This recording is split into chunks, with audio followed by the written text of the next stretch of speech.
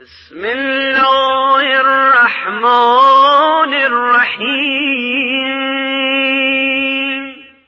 اللهم ارزقني فيه رحمة الأيتام وإطعام الطعام وإفشاء السلام وصحبة الكرام بطولك يا ملجأ الآملين.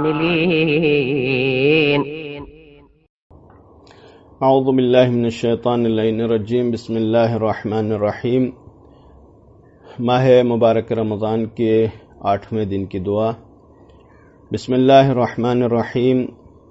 اللہم ارزقنی فیہ رحمت الایتام و اطعام الطعام و افشاء السلام و صحبت الکرام بطولک یا ملجأ العاملین. خدایا مجھے توفیق دے کہ میں یتیموں پر مہربانی کروں، لوگوں کو کھانا کھلاؤں اور لوگوں میں سلام عام کروں اور شریفوں کی صحبت میں رہوں. تو تمام امیدواروں کی امیدوں کا مرکز ہے. ماہ مبارک رمضان کے 8ویں دن کا جو ثواب ہے، پیغمبر اکرم صلی اللہ علیہ وآلہ وسلم نے ارشاد فرمایا کہ اللہ ماہ مبارک رمضان کے 8ویں دن آپ کو 60,000 عبادت گزاروں کا ثواب عطا کرے گا اور 60,000 زاہدوں کا ثواب عطا کرے گا. دعا کی سب سے پہلی جو درخواست ہے اس دعا میں، اللہم ارزقنی فیہ رحمت الایتام، پروردگار ہمیں یتیموں کے ساتھ مہربانی کرنے کی توفیق عطا فرما. یتیم اس انسان کو کہتے ہیں یا اس بچے کو کہتے ہیں کہ جس کے ماں باپ میں سے کوئی ایک یا دونوں اس دنیا سے گزر گئے ہوں.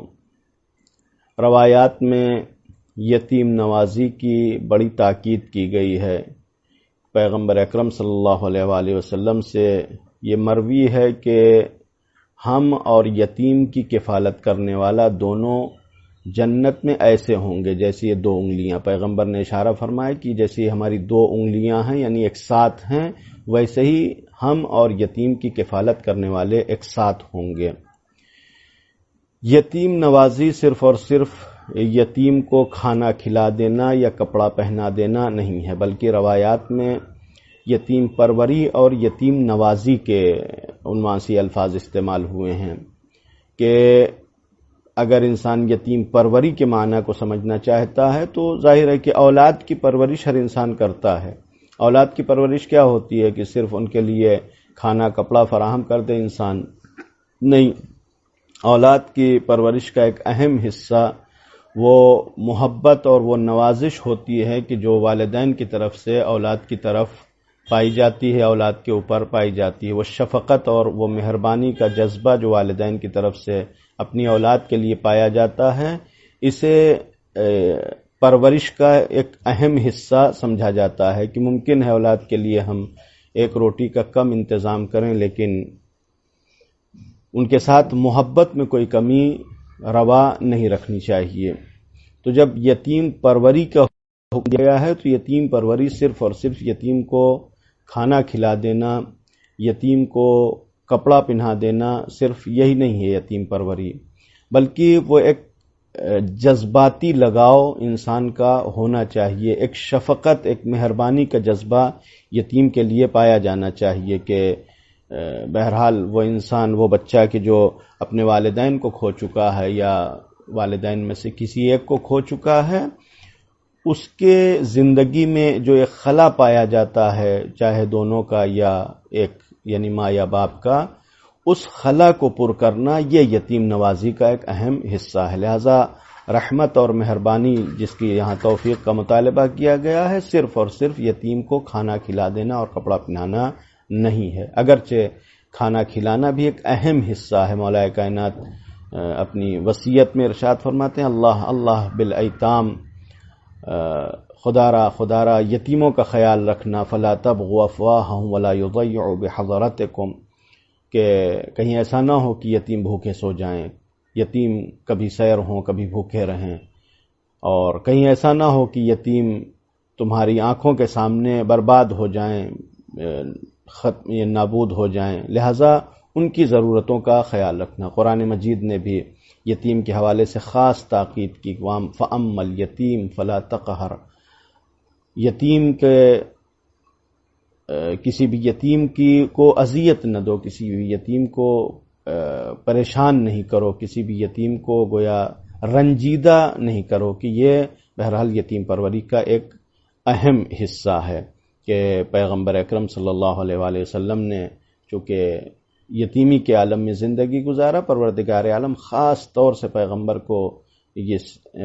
کے اوپر اس احسان کا تذکرہ کر رہا ہے کہ الم یجد کا یتیما فآوا، پیغمبر ہم نے آپ کو یتیم پایا تو ہم نے پناہ دی، یعنی ہم گویا یتیم کا اتنا خیال رکھتے ہیں کہ ہم نے خود تمہیں پناہ دی ہے۔ دوسری دعا یہ ہے کہ پروردگار وَإِطْعَامَ الطَّعَامِ، پروردگار ہمیں کھانا کھلانے کی توفیق عطا فرما۔ ماہ مبارک رمضان میں ایک بہترین سنت کی الحمدللہ کافی حد تک اس کا رواج بھی پایا جاتا ہے، وہ سنت یہ ہے کہ افطاری دینا۔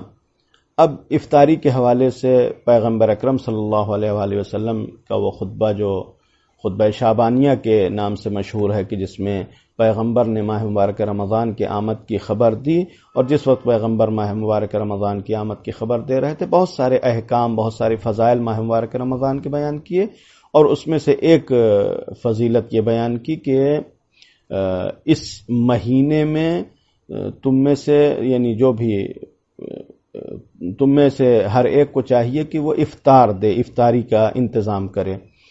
جب پیغمبر نے فرمایا کہ جو بھی افطاری کا انتظام کرے گا وہ قیامت کے دن صراط مستقیم پر اس کا قدم ثابت رہے گا، اس کو ایک قدم میں لغزش نہیں آئے گی۔ جو افطار دے گا ماہ مبارک رمضان میں اس کے قدم میں صراط مستقیم پر لغزش نہیں آئے گی۔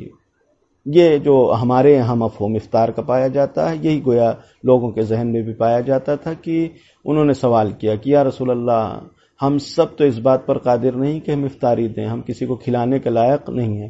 پیغمبر نے فرمایا کہ افطاری کا مطلب ولیمہ نہیں ہے، افطاری کا مطلب جو ہے وہ پارٹی دینا نہیں ہے، بلکہ افطاری یہ ہے کہ اگر ولو بشق تمرۃ او شربۃ من الماء، کھجور، پورا کھجور بھی نہیں ہے بلکہ کھجور کا ایک ٹکڑا، ایک ریشہ، اتنا کوئی انسان کر سکتا ہے، اسی کا ثواب رکھا گیا ہے۔ وہ بشربۃ من الماء، ایک گھونٹ پانی سے اگر کوئی انسان افطار کرائے گا وہ بھی افطاری کرانے والوں میں شمار ہوگا۔ لہذا انسان اگر ثواب چاہتا ہے تو ممکن ہے کہ کسی انسان کے پاس حیثیت نہ ہو، کسی انسان کے پاس اتنی وسعت نہ ہو کہ وہ ایک بہت بڑی دعوت کر سکے، دعوت نہیں کر سکتا، لیکن مثلا مسجد ہی کے نل سے پانی بھر کے ایک روزے دار کو پلا تو سکتا ہے، یہ پلا دینا یہ کافی ہے۔ حتیٰ بعض لوگ یہ تصور کرتے ہیں کہ وہ افطار سے مراد یہ ہے کہ وہ پہلا لقمہ جو انسان کھاتا ہے وہ افطار ہے، نہیں۔ ماہ مبارک رمضان میں یہ بہرحال پہلے بچوں کے اندر شوق بھی ہوا کرتا تھا، اور مسجدوں میں یہ ایک طریقہ ہوتا تھا کہ بچے پانی پلانے کا شوق رکھتے تھے، بزرگوں کی گویا ایک تربیت کا وہ نتیجہ تھا کہ جو دھیرے دھیرے ختم ہی ہو گیا ہے۔ یقیناً ایک بہت بڑا عمل تھا، بہت بڑی سنت ہے کہ ایک انسان کچھ بھی نہیں کر سکتا، وہی مسجد کے نل سے پانی بھرے اور ایک ایک گلاس پانی لوگوں کو پلا دے، یہ ثواب مل جائے گا، اسے افطار کا ثواب ملنے والا ہے۔ پروردگار عالم بخیل نہیں ہے۔ افطار سے مراد قطعاً افطار پارٹی نہیں ہے کہ جو آج ایک رسم بنتی چلی جا رہی ہے کہ ایک بڑی پارٹی دینا اور اس کے بعد اس میں بڑے بڑے لوگوں کو دعوت دینا، کہ بسا اوقات شاید ایسی افطار پارٹیوں میں روزے داروں کا کوئی عمل دخل نہ ہو، کوئی روزے دار نہ آتا ہو، بلکہ صرف اور صرف ایک تشریفاتی انتظام ہوتا ہے اور ایک اعزاز اور تشریفات کے عنوان سے ایک کوئی پروگرام ہو جاتا ہے۔ نہیں، اگر انسان اطعام طعام کرنا چاہتا ہے ماہ مبارک رمضان میں، افطار دینا چاہتا ہے، تو افطار میں سب سے پہلے انسان غریب اور ضرورت مندوں کا خیال رکھے۔ تیسری دعا ہے افشاء السلام، پروردگار ہمیں توفیق دے کہ ہم سلام کو عام کریں۔ سلام کو عام کرنے کا مفہوم یہ ہے کہ پروردگار عالم سلام کو عام کرنا یا افشاء سلام کو دوست رکھتا ہے، لہذا سلام آشکار طور پہ کرو۔ یہ جو سلام کا طریقہ ہوتا ہے، گزرتے ہوئے ایک مرتبہ کوئی ایک آواز نکل آتی ہے اور انسان سمجھتا ہے کہ سلام کیا، السلام علیکم ورحمۃ اللہ، نہیں، سلام بالکل کھلے الفاظ کے ساتھ السلام علیکم ورحمۃ اللہ وبرکاتہ، یا سلام علیکم، یعنی اتنی زور سے انسان کہے کہ جس کو کہہ رہا ہے وہ سمجھ جائے کہ ہاں سلام کر رہا ہے۔ اور زبان سے زیادہ ایک دل سے ایک جذبے کا اظہار بھی ہونا چاہیے کہ جس کے لیے ہم سلام کہہ رہے ہیں اس سے گویا ہمارا اتنا لگاؤ ہے کہ ہم اس کی سلامتی چاہتے ہیں، حقیقت میں اس کی سلامتی چاہتے ہیں، یہ ہے سلام۔ لہذا سلام کو اتنی اہمیت دی گئی کہ قرآن مجید کی سورہ نور کی یہ 61 نمبر کی آیت ہے کہ فَإِذَا دَخَلْتُمْ بُيُوتًا فَسَلِّمُوا عَلَىٰ أَنفُسِكُمْ، جب تم کسی گھر میں داخل ہو تو اپنے اوپر سلام کرو۔ اپنے اوپر سے مراد کیا ہے یہاں پہ؟ یعنی خود پہ سلام کرو نہیں، وہی سلام علیکم کہنا ہے، لیکن یہاں پروردگار عالم نے مومنین کو آپس میں اتنا قریبی قرار دیا کہ گویا ایک مومن دوسرے مومن کے لیے جان ہے۔ سلموا علی انفسکم، یعنی جو بھی مومنین وہاں پر موجود ہیں ان کو سلام کرو۔ یہ سلام صرف ان کے لیے نہیں بلکہ یہ تمہارے لیے بھی ہے، یہ خود تمہارے گویا حق میں بھی ہے، تمہارے فائدے کے لیے بھی ہے۔